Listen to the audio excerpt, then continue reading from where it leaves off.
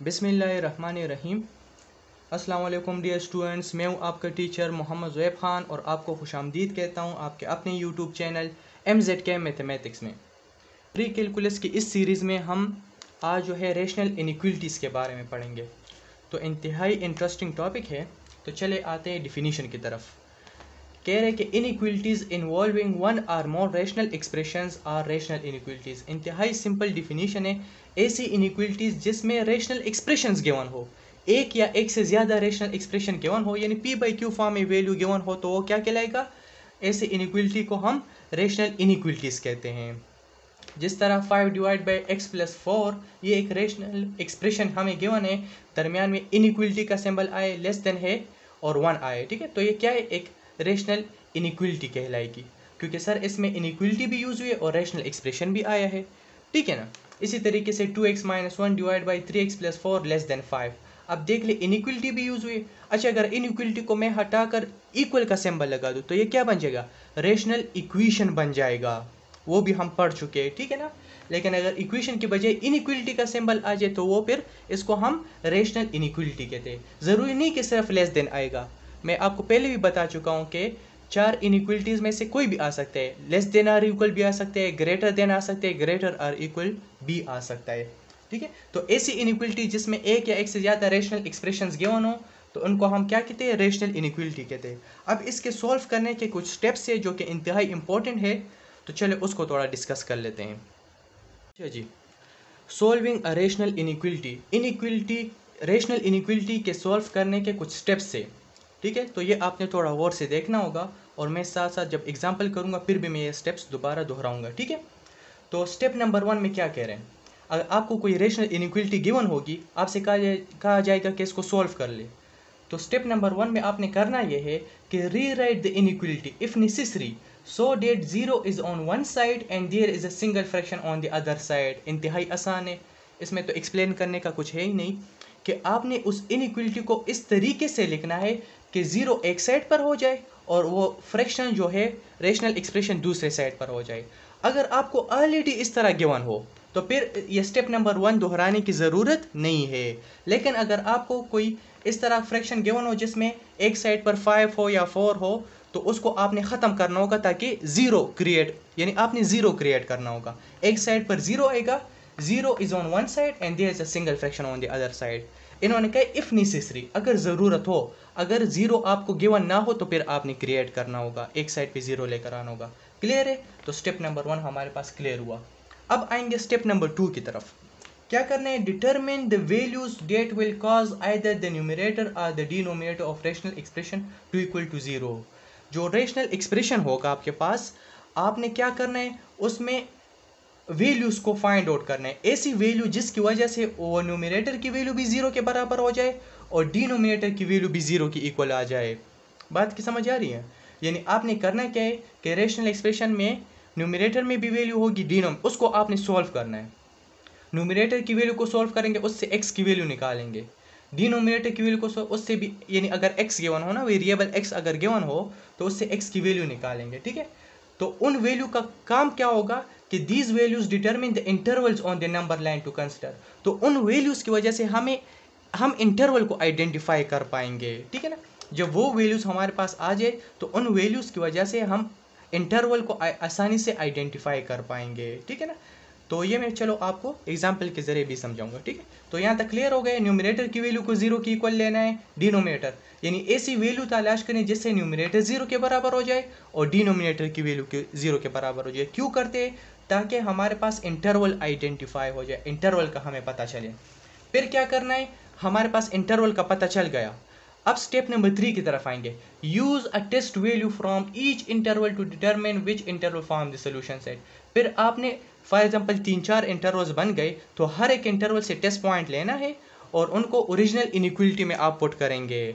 तो जो इंटरवल उस इनइक्वलिटी को सेटिस्फाई करेगा, ट्रू आएगा, वही उसका सोल्यूशन सेट होगा, ठीक है ना। ये हम पिछले लेक्चर में भी कर चुके हैं क्वाड्रेटिक इनइक्वलिटी में। तो इससे पहले अगर वो पिछला लेक्चर देख लेना तो आपको फिर इस लेक्चर की ज़्यादा समझ आएगी। अच्छा, ये बात नोट कर ले, ये भी इंतहाई इंपॉर्टेंट नोट है। कह रहे कि a value causing a denominator to equal to 0, ऐसी वैल्यू जिसकी वजह से वो डिनोमिनेटर 0 के बराबर आ जाए। Will never be included in the solution set, तो वो सोल्यूशन सेट में इंक्लूडेड नहीं होगा। बात की समझ आ रही? ऐसी वैल्यू जिसकी वजह से डिनोमिनेटर जो है वो ज़ीरो की इक्वल हो जाए, ठीक है, तो वो सोल्यूशन सेट में शामिल नहीं होगा। If the inequality is strict, अब स्ट्रिक्ट इनइक्वलिटी किसे कहते हैं सर? ऐसी इनइक्वलिटी जिसमें लेस देन का सिंबल आता हो या ग्रेटर देन, तो इसको हम क्या कहते हैं? Strict inequality. अगर आपके पास सिर्फ लेस देन आ जाए तो ये स्ट्रिक्ट इनइक्वलिटी है, ग्रेटर देन आ जाए तो इसको हम स्ट्रिक्ट इनइक्वलिटी कहते हैं। लेकिन अगर आपके पास लेस देन आर इक्वल आ जाए तो इसको नॉन स्ट्रिक्ट इनइक्वलिटी कहते हैं। ग्रेटर आर इक्वल टू आ जाए तो ये क्या कहते हैं? नॉन स्ट्रिक्ट इनइक्वलिटी इसको कहा जाता है। इंतहा इंपॉर्टेंट एमसीक्यूज है।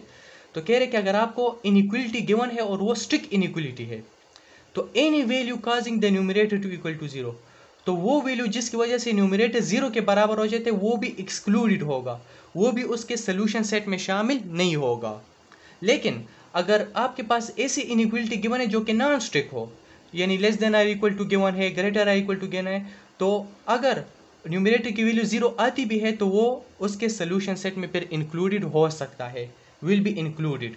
ठीक है, तो ये इंशाल्लाह अभी आपको क्लियर हो जाएगा जब मैं एग्जांपल करूंगा। एग्जांपल में फिर मैं खैर दोबारा आपको ये स्टेप जो है वो दोहरा दूंगा। ठीक है, तो फिलहाल ये समझने की कोशिश करें इन स्टेप से। अगर आप स्क्रीनशॉट लेना चाहते तो ले लें। अब आते हैं एग्जांपल की तरफ। अच्छा जी, एग्जांपल की तरफ आते हैं। कह रहे कि solve 5 divide by x plus 4 greater or equal to 1। कौन सी इनइक्वलिटी है सर? ये हमारे पास एक रेशनल इनइक्वलिटी गिवन है। क्यों रेशनल इक्वलिटी है? क्योंकि इसमें सर रेशनल एक्सप्रेशन यूज हुआ है। ठीक है, अच्छा ये जो इनइक्वलिटी है ये स्ट्रिक्ट इनइक्वलिटी के नॉन स्ट्रिक्ट है? तो सर ये नॉन स्ट्रिक्ट है क्योंकि इसमें ग्रेटर आर इक्वल टू, जब इनइक्वलिटी के साथ ये इक्वलिटी भी आ जाए ना, इक्वल का सिंबल आ जाए, तो फिर उसको नॉन स्ट्रिक्ट इनइक्वलिटी कहते हैं। बात की समझ आ रही है? एमसीक्यूज के लिए इंपॉर्टेंट है, इसको सॉल्व करना है। तो इसके सॉल्व करने का फर्स्ट स्टेप कौन सा था आपको याद है? देख ले, फर्स्ट स्टेप में कह रहे कि rewrite the inequality if necessary so that zero is on one side and there is a single fraction on the other side. तो हमने करना क्या है कि इस वन को ख़त्म करना है, यहाँ पर ज़ीरो को क्रिएट करना है, ज़ीरो को लेकर आना है। तो ज़ीरो किस तरह लेंगे? इस वन को आप लेफ्ट साइड पे शिफ्ट कर ले, आसान सी कॉमन सेंस की बात है। तो हम क्या कर लेते हैं? 5 डिवाइड बाई एक्स प्लस 4, ये प्लस 1 है, इधर शिफ्ट करेंगे तो -1 हो जाएगा, मतलब सब्ट्रैक्टिंग 1 कर लेते हैं ना। 1 को जब सब्ट्रैक्ट करेंगे तो यहाँ पर आ जाएगा ग्रेटर आर इक्वल टू 0। इसको थोड़ा मजीद सॉल्व करेंगे ना, तो सिंपल है, आप एलसीएम ले ले। ठीक है, एलसीएम तो ले सकते हैं ना, x प्लस 4 एलसीएम होगा और ऊपर आ जाएगा 5 माइनस, और ये यानी बाई क्रॉस मल्टीप्लिकेशन करते हैं। x प्लस 4 को 1 के साथ मल्टीप्लाई कर ले तो इससे आ जाएगा x plus 4 greater or equal to 0 आ जाएगा। क्लियर है? अच्छा जी, मजीद सॉल्व कर लेते हैं। 5 minus x minus 4 divide by x plus 4 greater or equal to 0। अच्छा जी, तो इससे क्या आ जाएगा? 5 माइनस 4 से आ रहे 1 minus x divide by x plus 4 greater or equal to 0 आ जाएगा। तो ये हमारे पास यहाँ तक स्टेप नंबर 1 कंप्लीट हो गया कि आपने उस रेशनल इनइक्वलिटी को इस तरीके से लिखना है कि एक साइड पे क्या आ जाए? सिंगल फ्रैक्शन आ जाए और दूसरी साइड पे 1 आ जाए। तो ये स्टेप नंबर 1 यहाँ तक कंप्लीट हो गया। अगर आपको इस तरीके से रेशनल इनइक्वलिटी गिवन हो कि 0 एक साइड पर, तो फिर स्टेप नंबर 1 को दोहराने की ज़रूरत नहीं, फिर वो आप स्किप कर लेंगे। इसलिए उन्होंने वहाँ पर इफ़ नेसेसरी का वर्ड यूज़ किया है। ठीक है, अगर ज़रूरत हो, तो यहाँ पर हमें ज़रूरत थी तो इसलिए हमने यहाँ पर सॉल्व कर लिया। स्टेप नंबर 2 की तरफ आते हैं। स्टेप नंबर 2 में कह रहे हैं कि determine the values that will cause the either the numerator or denominator of the rational expression to equal 0. These values determine the intervals on the number line to consider.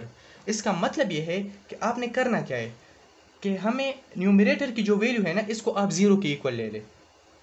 Numerator की value कौन सी है? 1 minus x, इसको भी 0 के equal ले ले, दरमियान में और लिख ले। डिनोमिनेटर की वैल्यू कौन सी है? x प्लस 4 है, इसको भी आप 0 के इक्वल ले ले। इससे आप x की वैल्यू निकाल ले। तो अगर x की वैल्यू निकालेंगे तो इससे आ जाएगा 1 ना, x की वैल्यू 1 आ जाएगी, और इससे x की वैल्यू निकालेंगे तो 4 को लेफ्ट साइड पे राइट साइड पे शिफ्ट करेंगे तो -4 आ जाएगा। ठीक है, मतलब ये है अगर मैं 1 वैल्यू पुट करूँगा इस न्यूमरेटर में तो न्यूमरेटर की वैल्यू 0 बन जाएगी। और वैसे भी यहाँ पर आप डायरेक्ट भी कर सकते हैं, अगर आप इस न्यूमरेटर में x की जगह पर 1 पुट करेंगे तो 1 माइनस 1 से क्या आ रही है? 0 आ रहे। तो न्यूमरेटर की वैल्यू, तो ये जो न्यूमरेटर है, ये जो आपको एक्सप्रेशन गिवन है, ये जो है 0 के इक्वल आ सकते हैं अगर हम x की जगह पर 1 पुट कर ले। डिनोमिनेटर की वैल्यू 0 के बराबर आ सकती है अगर हम x की यहाँ पर -4 पुट कर ले तो -4 + 4 से 0 आ रहे, तो एक x की वैल्यू 1 आ गई, एक x की वैल्यू -4 आ गई। बात की समझने की कोशिश करें तो इस 1 और -4 के जरिए हम इंटरवल्स को आइडेंटिफाई करेंगे। किस तरह आइडेंटिफाई करेंगे देख ले, समझने की कोशिश करें। x की वैल्यू 1 आ गई, x की वैल्यू -4 आ गई, तो मुझे रियल नंबर लाइन को ड्रा करना होगा। इसके बाद आप क्या करेंगे, एक रियल नंबर लाइन को इस तरह ड्रा कर ले जो कि -∞ से +∞ तक होता है। आपको पता है दरमियान में ओरिजिन होता है, राइट साइड पर होगा 1 और 2 3, बस इसको लिखने की ज़रूरत नहीं, हमारा वैसे भी 1 के साथ है काम है। और यहाँ पर -4 है ना, तो यहाँ पर होगा -1 -2 -3, यहाँ पर -4 होगा, यहाँ पर -4 होगा। अब समझने की कोशिश करें, अब यहाँ पर थोड़ा समझने की कोशिश करें। आप ज़रा स्टेप नंबर 3 की तरफ देख ले। स्टेप नंबर 3 में जो नीचे मैंने सेंटेंस लिखा है ये वाला कि a value causing a denominator to equal to 0 will never be included in the solution set. Sir ऐसी वैल्यू जिसकी वजह से डिनोमिनेटर 0 के बराबर आता है तो वो इसके सॉल्यूशन सेट में शामिल नहीं होगा। तो डिनोमिनेटर जो है यहाँ पर x की कौन सी वैल्यू पर 0 के बराबर आ रहे, -4 पॉइंट के ऊपर, ठीक है ना। तो यहाँ पर जो -4 मैंने लिखा है तो इसके ऊपर आपने ओपन सर्कल लगाने। ओपन सर्कल का मतलब ये है कि ये -4 इसमें इंक्लूडेड नहीं है, क्योंकि इस -4 की वजह से डिनोमिनेटर 0 के बराबर आ रहे। तो जो वैल्यू x की वो वैल्यू जिसकी वजह से डिनोमिनेटर 0 के बराबर, तो वो इसके सोल्यूशन सेट में भी शामिल नहीं होगा। और अगर आप इस तरह ग्राफिकली रिप्रेजेंट करना चाहते हैं तो आपने ओपन सर्कल से इसको रिप्रेजेंट करना होगा। अब बारी है 1 की, क्या 1 के ऊपर मैं ओपन सर्कल लगाऊंगा या क्लोज सर्कल लगाऊंगा। तो आप ज़रा इस स्टेप नंबर 3 के नीचे जो सेंटेंस मैंने लिखा है, बल्कि ये स्टेप नंबर 3 ही है कि ये तो हो गया ना, a value causing a denominator to equal to 0 will never be included in the solution set. फिर क्या कह रहे, if the inequality is strict any value causing the numerator to equal 0 will be excluded, but if the inequality is non strict, अगर inequality non strict हो, जिस तरह यहाँ पर हमें नॉन स्ट्रिक्ट दिया है, any such value will be included. तो यहाँ पर हमें जो इनइक्वालिटी दी है, यहाँ पर हमें जो इनइक्वालिटी दी है इन्होंने क्वेश्चन में, ये स्ट्रिक्ट इनइक्वालिटी है कि non strict, non strict inequality है। तो कह रहे कि अगर नॉन स्ट्रिक्ट इनइक्वालिटी आ जाए तो x की वो वैल्यू जिसकी वजह से न्यूमरेटर 0 के बराबर आ रहे तो वो इसमें इंक्लूडेड होगा, वो सॉल्यूशन सेट में इंक्लूडेड होगा, ठीक है ना। तो 1 जो है वो इसमें इंक्लूडेड हो जाएगा। तो इसके ऊपर मैंने सॉलिड सर्कल लगाना है या क्लोज सर्कल लगाना है, तो 1 इंक्लूडेड हो जाएगा इस रियल नंबर लाइन में। बात की समझ आ रही है। 1 क्यू जो है इंक्लूडेड है, इसलिए इंक्लूडेड है क्योंकि यहाँ पर नॉन स्ट्रिक्ट इनइक्वालिटी यूज़ हुई है। अगर स्ट्रिक्ट इनइक्वालिटी होती तो हम जो है वो ओपन सर्कल लगाते।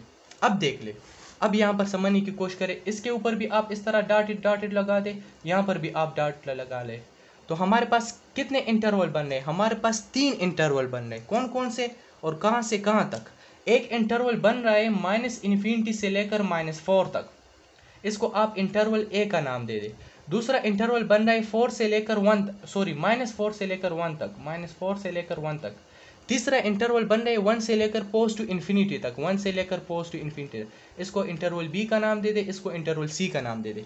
तो 3 इंटरवल बन गए on the basis of this x की वैल्यू की वजह से हमने रियल नंबर लाइन ड्रा कर लिया और 3 इंटरवल्स बन गए। अब कौन सा इंटरवल इस इनइक्वालिटी का सलूशन होगा, इसका फैसला टेस्ट पॉइंट करेगा। तो इसलिए इन्होंने स्टेप नंबर 3 में लिखा है, ज़रा देख ले कि use a test value from each interval to determine which intervals form the solution set. ये इंटरवल ए इसका सॉल्यूशन सेट होगा, बी होगा या सी होगा, तो इसका फैसला कौन करेगा, टेस्ट वैल्यू करेगा। तो एक एक इंटरवल से आप टेस्ट वैल्यू लेते जाए। यहाँ तक क्लियर है? ओके क्लियर है। तो मैं क्या करूँगा, इस तरह आप कर ले के इंटरवल ए से आप कोई भी टेस्ट वैल्यू ले ले, टेस्ट वैल्यू अपनी मर्जी का, चूंकि ये -4 से लेकर -∞ तक है, तो चलो मैं -5 ले लेता हूँ, ठीक है। आप जो है -6 भी ले सकते हैं, -7 -100 जो भी लेना चाहते हैं, ठीक है। और इसको इस जो है ओरिजिनल रेशनल इनइक्वालिटी में पुट कर ले। तो हम बस यहाँ पर डायरेक्ट पुट कर लेते हैं, 5 डिवाइड बाय -5 + 4 ग्रेटर और इक्वल टू 1। तो इससे आ जाएगा, देख ले समझने की कोशिश करें, 5 डिवाइड बाई -1 आ रहे हैं ना, तो इस माइनस को मैं न्यूमरेटर में लिख सकता हूँ, तो ये बन जाएगा -5 ग्रेटर और इक्वल टू 1। तो क्या -5 की वैल्यू 1 के बराबर है या 1 से ग्रेटर है? नो सर, -5 की वैल्यू 1 से कम है, तो ये इनइक्वलिटी फॉल्स हो गई। तो आप इसके सामने लिख देंगे फॉल्स। मतलब इसका ये है कि इंटरवल ए जो है इसके सोल्यूशन सेट में शामिल नहीं होगा। अब आते हैं इंटरवल बी से कोई टेस्ट वैल्यू लेते हैं जी। इंटरवल बी से हम टेस्ट वैल्यू लेते हैं। कौन सा इंटरवल, कहाँ से कहाँ तक है? -4 से लेकर 1 तक है, तो -4 और 1 के दरमियान में 0 भी शामिल है, तो चलो हम टेस्ट वैल्यू 0 ले लेते हैं, ठीक है। और इस इनइक्वलिटी में हम पुट कर लेते हैं, तो ये बन जाएगा आपके पास 5 divide by 0 + 4 greater or equal to 1। तो ये बन जाएगा 5/4 ग्रेटर आर इक्वल टू 1। क्या 5/4 की वैल्यू 1 से ग्रेटर है? यस सर, 5/4 की जो वैल्यू है वो 1 से ग्रेटर है, ठीक है ना। तो ये इनइक्वलिटी क्या हो गई? ये ट्रू आ रही है। 5/4 जो है is greater or equal to 1।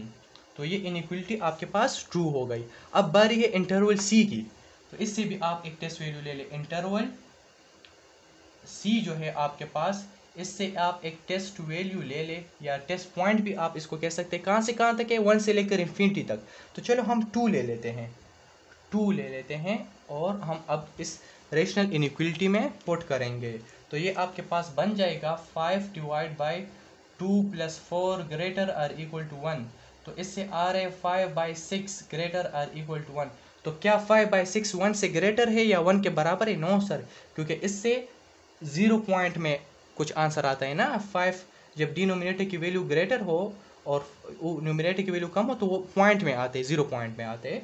तो इसलिए ये जो है 1 से ग्रेटर नहीं है, तो ये इनइक्वलिटी क्या हो गई? ये फॉल्स हो गई।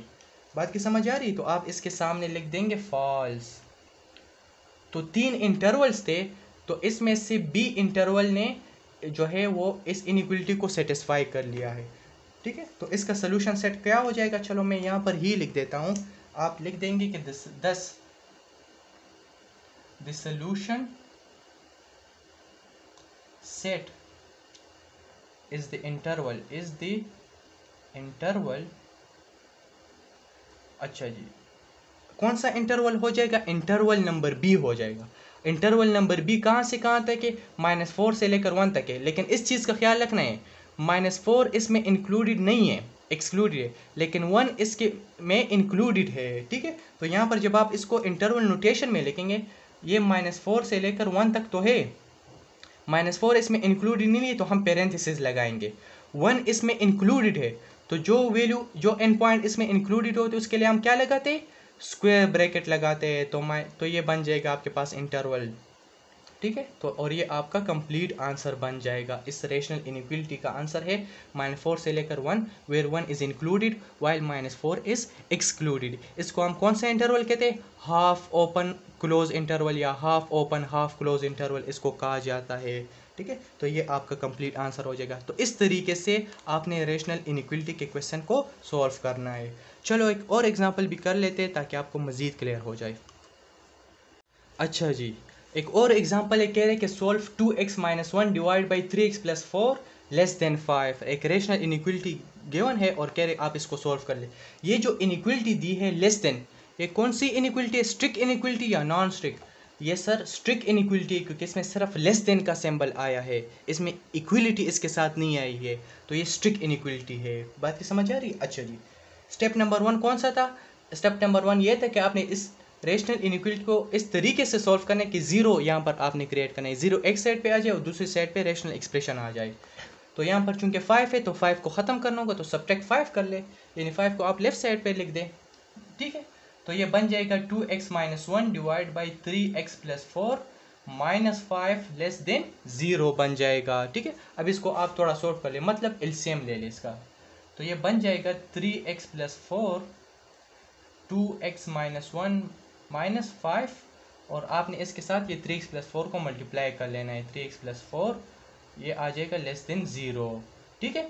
अब आप इसको थोड़ा सिंप्लीफाई कर ले, तो ये बन जाएगा 2x - 1 -5 × 3x से क्या है? 5 3 15x -5 4 20 डिवाइड बाई 3x + 4 < 0 बन जाएगा।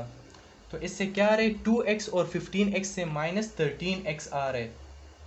अच्छा, -1 और -20 से -21 आ रहे, डिवाइड बाई 3x + 4 < 0। तो ये एक ऐसी रेशनल इनइक्वलिटी आ गई जिसमें लेफ़्ट साइड पे जो है एक रेशनल एक्सप्रेशन गिवन है और राइट साइड पे आपके पास ज़ीरो है। तो ये स्टेप नंबर 1 यहाँ तक आपका क्या हुआ, कंप्लीट हो गया। अब स्टेप नंबर 2 क्या था? स्टेप नंबर 2 ये था कि आपने ऐसी वैल्यूज तलाश करनी जिससे इस न्यूमरेटर की वैल्यू भी ज़ीरो के बराबर आ जाए और डिनोमिनेटर की वैल्यू भी। तो इसको किस तरह फाइंड आउट करेंगे कि आपने इस न्यूमरेटर को ज़ीरो की इक्वल ले लेना है। ठीक है, स्टेप नंबर 2 की तरफ अगर हम आएंगे तो क्या कर ले, न्यूमरेटर की जो भी वैल्यू होगी उसको आप ज़ीरो की इक्वल ले ले। -13x -21 इसको भी ज़ीरो के बराबर ले ले, और डिनोमिनेटर की जो वैल्यू है 3x + 4 इसको भी आप ज़ीरो की इक्वल ले ले और इनको आप सॉल्व कर ले, यानी x की वैल्यू निकाल ले। ठीक है, तो ये -13x से राइट साइड पे 21 आ जाएगा। ठीक है, यहाँ पर आ जाएगा 3x, ये +4 है, राइट साइड पे शिफ्ट करेंगे -4 आ जाएगा।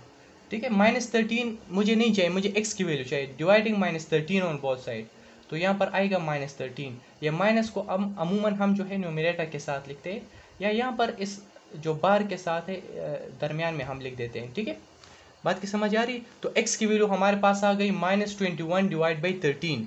अच्छा जी, और यहाँ पर अगर आप देख ले तो x की वैल्यू आ जाएगी -4 डिवाइड बाई 3। तो ये ऐसी x की वैल्यू है -21 डिवाइड बाई 13 जिससे ये न्यूमरेटर की वैल्यू क्या हो जाएगी, ज़ीरो के बराबर आ जाएगी। मैं आपको थोड़ा रफ वर्क में समझा देता हूँ, देख लेना। न्यूमरेटर में हमें वैल्यू गिवन थी -13x -21। अगर आप इस x की जगह पर क्या पुट कर ले, अगर आप इस x की जगह पर -21 डिवाइड बाई 13 पुट कर ले और साथ में यहाँ पर है -13। ठीक है, और इसको आप ज़रा सॉल्व कर ले तो देख ले 13 के साथ कैंसिल हो जाएगा, माइनस इंटू माइनस से आएगा +21, तो +21 और -21 से क्या आ रही, ज़ीरो आ रहे। बात की समझ आ रही ना? तो ये ऐसी वैल्यू है x की जिसकी वजह से न्यूमरेटर ज़ीरो के बराबर आ रहे, और ये ऐसी x की वैल्यू है जिसकी वजह से डिनोमिनेटर ज़ीरो के बराबर आ रहे। अगर आप इसको डिनोमिनेटर में ज़रा पुट कर ले, यहाँ पर डिनोमिनेटर की वैल्यू है 3x + 4, तो 3 × -4/3 कर ले ज़रा, तो ये 3 के साथ कैंसिल, -4 + 4 से क्या आ रहे, ज़ीरो आ रहे। ठीक है ना, तो हमने दो वैल्यू तलाश कर ली जिससे न्यूमरेटर की वैल्यू भी ज़ीरो के बराबर आ रही है और डिनोमिनेटर। तो इन दो वैल्यू से अब हम क्या करेंगे, इंटरवल को आइडेंटिफाई करेंगे, इंटरवल्स को आइडेंटिफाई करेंगे। वो किस तरीके से करना है, चलो मैं आपको थोड़ा समझा देता हूँ। जिस तरह इससे पहले वाले एग्जाम्पल में हमने किया कि आपने एक रियल नंबर लाइन ड्रा करना है, रियल नंबर लाइन आपने ड्रा कर लिया जो कि पॉजिटिव इन्फिनिटी से -इन्फिनिटी तक होता है। ठीक है, अब इसमें दोनों वैल्यूज़ नेगेटिव है, तो इस तरह कर लेते हैं कि यहाँ पर ज़ीरो लिख देते हैं, यहाँ पर आ जाएगा। अच्छा, -21 डिवाइड बाई 13 जो है ना, माइनस ये तकरीबन, या -4 डिवाइड बाई 3 जो है, इससे तकरीबन -1.5 इस तरह कुछ आएगा, नहीं 1.3 समथिंग आता है, 1.3। तो यहाँ पर ज़ीरो के लेफ्ट साइड पे -1 होता है और यहाँ पर कहीं पर 1.3 होगा, तो ये -4/3 यहाँ पर लाई करेगा। ठीक है, और -21 डिवाइड बाई 13 जो है ये तकरीबन जो है ये -2 के राइट साइड, यहाँ पर -1 है, यहाँ पर -2 होगा, यहाँ पर कहीं पर जो है लाई करेगा -21 डिवाइड बाई 13। बात की समझ आ रही है? -21 डिवाइड बाई 13, चूँकि ये -1.6 के बराबर होता है ना, तो ये -1 है, यहाँ पर -1.3 यानी -4/3 आ जाएगा, और यहाँ पर जो है -1.6 आ रहे। -21 डिवाइड बाई 13 को अगर आप सॉल्व करें तो -1.6, तो ये यहाँ पर ही लाई करेगा। बात की समझ आ रही? मतलब ये दोनों पॉइंट जो है -1 और 2 के दरमियान में है। अच्छा जी, अब यहाँ पर सवाल ये पैदा होता है कि आया ये दोनों वैल्यूज़ जो है, ये वाली वैल्यू और ये दूसरी जो है, इसके ऊपर मैं ओपन सर्कल लगाऊंगा कि क्लोज सर्कल लगाऊंगा, ये बात आपने याद रखनी है। तो जो डिनोमिनेटर की वैल्यू है 3x + 4 है, ये इसको जो हमने सॉल्व कर लिया तो इसका आंसर -4/3 आ रहा है। तो ऐसी वैल्यू जिसकी वजह से डिनोमिनेटर ज़ीरो के बराबर आ रहे, वो तो एक्सक्लूडेड होगा, वो तो इसमें शामिल ही नहीं होगा। तो इसके ऊपर तो मुझे ओपन सर्कल ही लगाना है। -4/3 के ऊपर मुझे क्या करना है, ओपन सर्कल लगाना है, ओपन सर्कल। ठीक है ना, क्योंकि ये ऐसी वैल्यू है जिसकी वजह से डिनोमिनेटर ज़ीरो के बराबर आ रहे, तो इसको हमने सोल्यूशन सेट में इंक्लूड नहीं करना, एक्सक्लूड करना है। अच्छा जी, अब बारी है ये वाली, इस वाली वैल्यू की, -21 डिवाइड बाई 13। ये ऐसी वैल्यू है जिसकी वजह से न्यूमरेटर 0 के बराबर आ रहे। अब सवाल ये पैदा होता है कि इसके ऊपर ओपन सर्कल लगाएंगे या क्लोज सर्कल। तो स्टेप नंबर 3 में इन्होंने कहा था कि अगर आपके पास स्ट्रिक्ट इनइक्वालिटी आ जाए, ठीक है ना, तो आपने फिर ओपन सर्कल लगाना होगा। अगर आपके पास नॉन स्ट्रिक्ट इनइक्वालिटी आ जाए तो फिर आपने क्लोज सर्कल लगाना होगा, क्योंकि ये स्ट्रिक्ट इनइक्वालिटी है और ये x की ऐसी वैल्यू जिसकी वजह से न्यूमरेटर 0 के बराबर आ रहे। देखिए फिर समझने की कोशिश करें, x की ऐसी वैल्यू जिसकी वजह से न्यूमरेटर 0 के इक्वल आ रहा हो और स्ट्रिक्ट इनइक्वालिटी हो तो वो एक्सक्लूडेड होगा। ठीक है, इन्होंने लिखा है वो स्टेप ज़रा दोबारा देख ले कि अब ये नीचे जो सेंटेंस लिखा है कि if the inequality is strict, if the inequality is strict any value causing the numerator to equal 0, कोई भी वैल्यू जिसकी वजह से न्यूमरेटर 0 के बराबर है विल बी एक्सक्लूडेड, वो क्या हो जाएगा, एक्सक्लूड हो जाएगा। तो ये चूंकि स्ट्रिक्ट इनइक्वालिटी है इसकी वजह से ये वाली वैल्यू भी एक्सक्लूड होगी। तो हमारे पास 3 इंटरवल बन रहे हैं, ठीक है ना, 3 इंटरवल। इसको आप इस तरह डॉटेड डॉटेड कर ले तो अभी आपको पता चल जाएगा कि 3 इंटरवल बने। कहाँ से कहाँ तक? एक इंटरवल बन रहे -∞ से -21 डिवाइड बाई 13 तक, -∞ से -21 डिवाइड बाई 13 तक। दूसरा इंटरवल बन रहा है -21 डिवाइड बाई 13 से -4/3 तक, -21 डिवाइड बाई 13 से -4/3 तक। जो तीसरा इंटरवल है वो -4/3 से पोज टू इन्फिनिटी तक बन रहे हैं, -4/3 से पोज टू इन्फिनिटी तक बन रहे हैं। इंटरवल ए, इंटरवल बी, इंटरवल सी, कौन सा इंटरवल इस ओरिजिनल रेशनल इनइक्वालिटी का आंसर होगा, इसका फैसला कौन करेगा? इसका फैसला टेस्ट पॉइंट करेगा। तो हर एक इंटरवल से हमने टेस्ट वैल्यू लेनी है या टेस्ट पॉइंट लेना है। तो चले अब क्या करते हैं, टेस्ट वैल्यू लेते हैं। तो मैं यहाँ पर लिख देता हूँ इंटरवल ए, इंटरवल ए उससे कोई टेस्ट वैल्यू लेते हैं। तो ये कहाँ से कहाँ तक है, -21 डिवाइड बाई 13 से -∞ तक है। तो इसके दरमियान में अगर आप देख ले -2 भी शामिल है ना, तो चलो -2 ले लेते हैं। तो -2 ले लेते हैं। इस ओरिजिनल इनइक्वालिटी में हम क्या करेंगे, पुट करेंगे। तो ये बन जाएगा आपके पास 2 × -2 -1 डिवाइड बाई 3 × -2 + 4 < 5। तो इससे आ जाएगा 2 2 -4 और -1 से आ रहे हैं -5 और इससे आ रहे 3 2 6 -6 + 4 से आ रहे हैं -2। ठीक है, तो ये कैंसिल हो जाएगा, इससे आ जाएगा 5/2 < 5। क्या 5/2 की वैल्यू 5 से कम है? यस, 5/2 की वैल्यू 5 से कम है, क्योंकि इससे आ रहे 2 2 4 2.5 आ रहे, तकरीबन 2.5 बनता है ना। अगर आप इसको सिंप्लीफाई कर ले तो 2.55 से कम है। तो ये इनइक्वालिटी जो है वो ट्रू आ रही है। तो आपने करना क्या है कि इसके सामने आप ट्रू लिख देंगे। बात की समझ आ रही है? अच्छा जी, अब आते हैं नेक्स्ट इंटरवल की तरफ। सो इंटरवल बी से हम कोई टेस्ट वैल्यू लेंगे। इंटरवल बी कहाँ से कहाँ तक है, -21 डिवाइड बाई 13 से लेकर -4/3 तक है ना।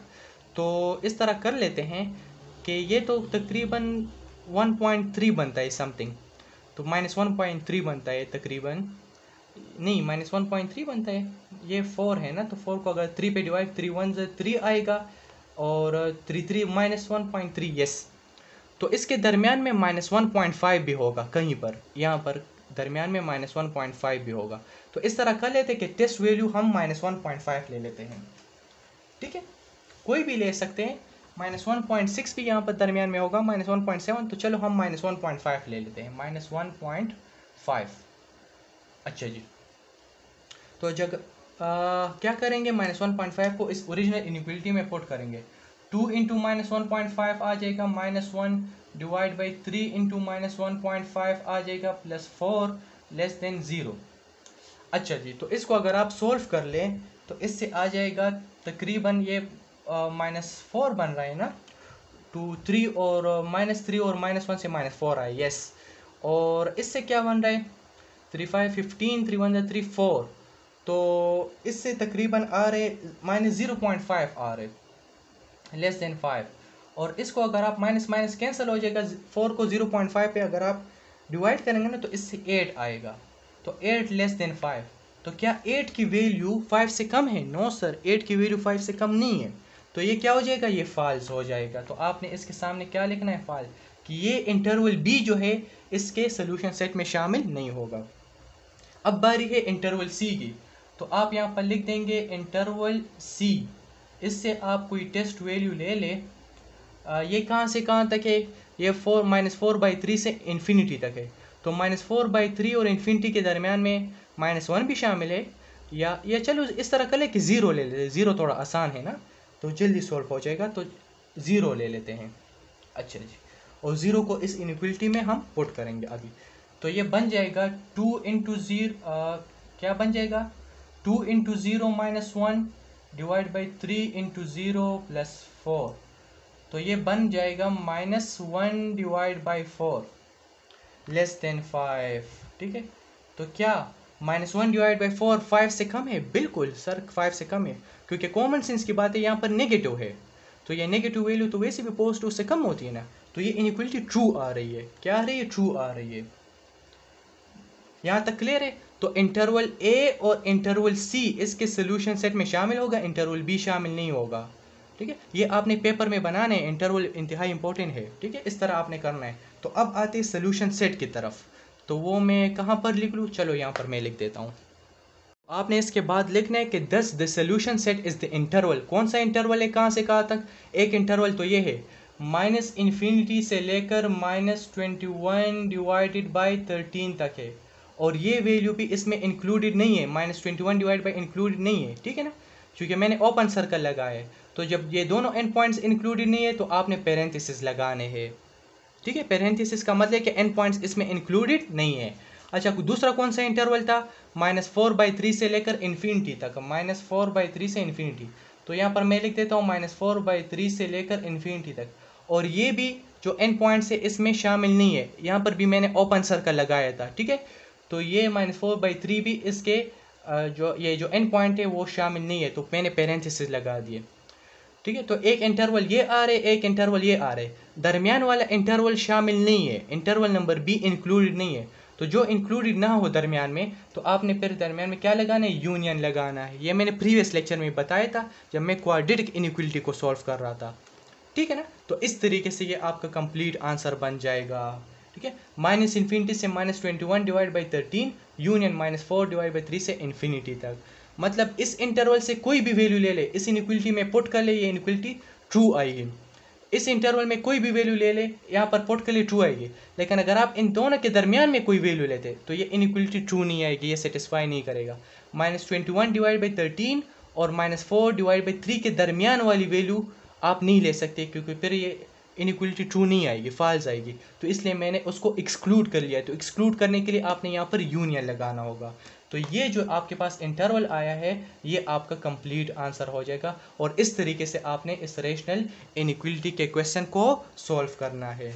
ठीक है, तो आज हमने रेशनल इनइक्वलिटी पढ़ा, डिफिनीशन पहले हमने सीखी, और इसके सॉल्व करने के स्टेप्स सीख लिए, 3 स्टेप से 2 एग्जाम्पल कर लिए। फिर भी कोई मसला हो तो बिल्कुल आप कमेंट सेक्शन में पूछ सकते हैं। आज के लिए इतना काफ़ी है, फिर मुलाकात होगी नेक्स्ट लेक्चर में। तब तक के लिए wish you all the best. Thank you, अस्सलाम वालेकुम।